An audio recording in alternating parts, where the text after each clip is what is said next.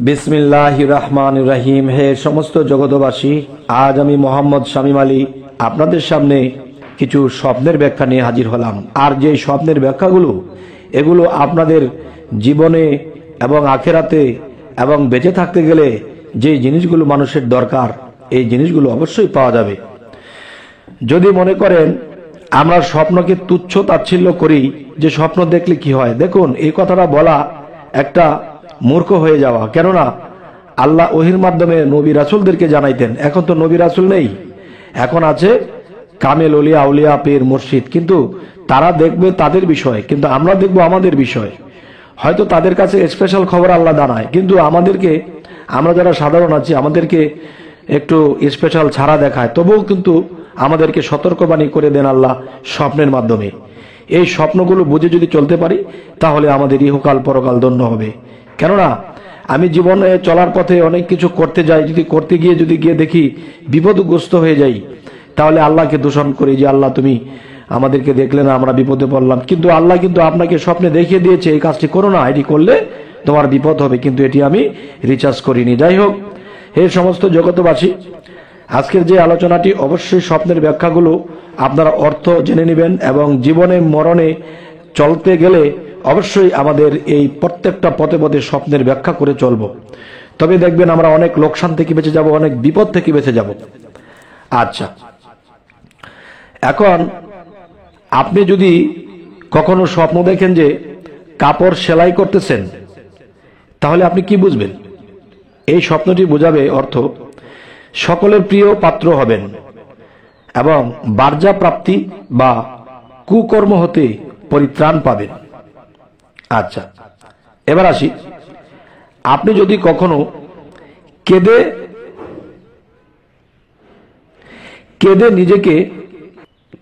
নিজেকে উঠতে দেখলে আপনি কি বুঝবেন? এটি বুঝবেন যে গমহীন হওয়ার লক্ষণ। এবার আসি, আপনি যদি কখনো স্বপ্ন দেখেন যে কাঁদতে দেখলে, আপনি স্বপ্নযোগে অনেক কাঁদতেছেন, তাহলে এইটি স্বপ্নের ব্যাখ্যা কি হবে?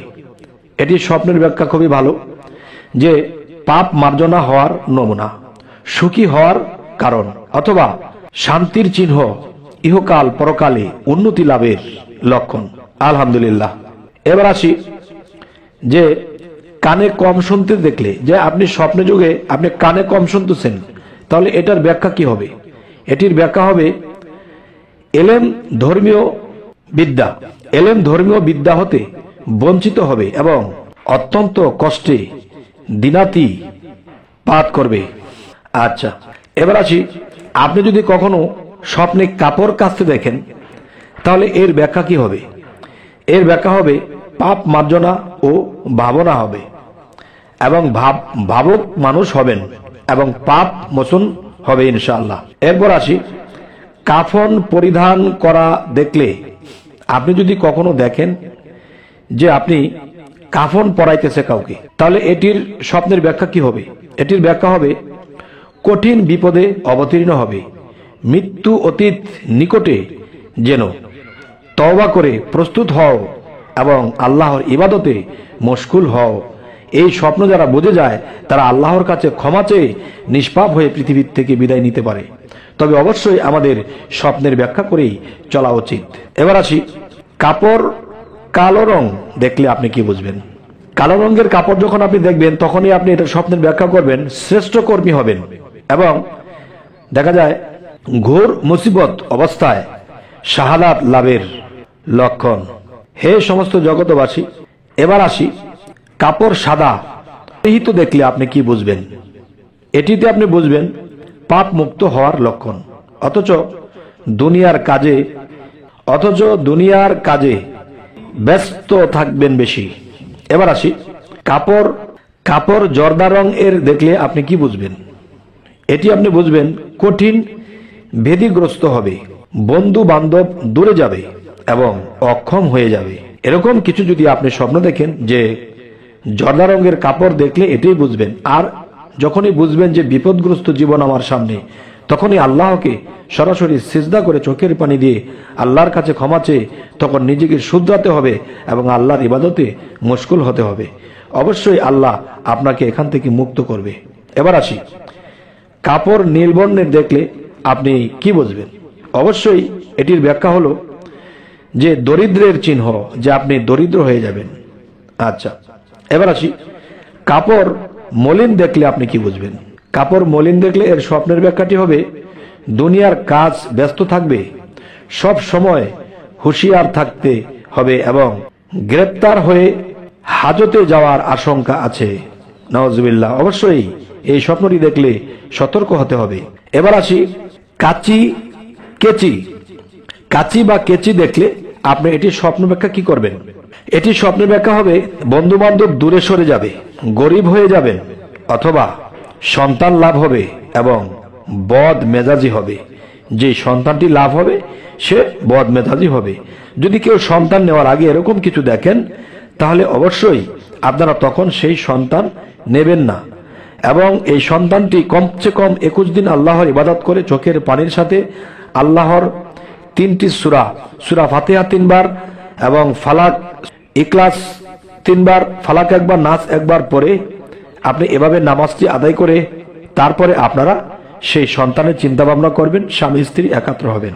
এবার আসি, কাঁচি দ্বারা কিছু কাটতে দেখলে আপনি কি বুঝবেন? এটি বুঝবেন অর্থদণ্ড হবে এবং মৃত্যুর আলামত। আল্লাহ আমাদেরকে হেফাজত করুন।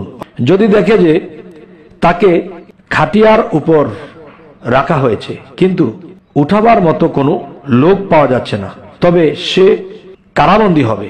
সেই ব্যক্তিতে যদি এই স্বপ্নটি দেখে তাহলে সে কারাবন্দী হবে। এবার আসি, আবার বলছি কথাটি, যদি দেখে যে তাকে খাটিয়ার উপর রাখা হয়েছে কিন্তু উঠাবার মতো কোনো লোক পাওয়া যাচ্ছে না, তবে সে বুঝবে সে জেলখানায় বন্দী হবে বা কোনো এমন একটা জায়গায় সে বন্দী হতে পারে। তখনই আপনি এই স্বপ্নটি দেখে আল্লাহর কাছে দরখাস্ত করে চোখের পানি ফেলে ক্ষমা চাবেন যে আল্লাহ, আমার যদি এরকম কোনো অপরাধ থেকে থাকে আমাকে ক্ষমা করুন এবং এরকম বিপদ হতে রক্ষা করুন। এবার আসি, যদি কেউ দেখে যে তাকে খাটে বহন করা হচ্ছে, তবে সে কোনো রাজকীয় প্রতাপশালী লোকের অনুসরণ করবে এবং তার সম্পদের দ্বারা উপকৃত হবে। আচ্ছা, এবার আসি, যদি কেউ দেখে যে তাকে উঠায়ে খাটিয়ার রাখে লোকেরা তাকে তাদের কাঁধে বহন করতেছে, তবে সে রাজত্ব এবং উচ্চ মর্যাদা লাভ করবে আর মানুষ তার অধীনস্থ হবে এবং অপরিমাণ লোক তার জানাজার পিছনে পিছনে এবং অধিক পরিমাণ লোক তার জানাজার পিছনে পিছনে চলেছিল, সে পরিমাণ লোক তার রাজত্বে অনুগত্যশীল হবে। আর যদি দেখে যে লোকেরা তার জানাজার পিছনে পিছনে কাঁদতেছে অথবা তার সুনাম গাইছে অথবা তার জন্য দোয়া করতেছে, তবে তার ফল খুব ভালো এবং প্রশংসনীয়, এবং সে তার প্রশংসা মৃত্যুর পরেও পাবে।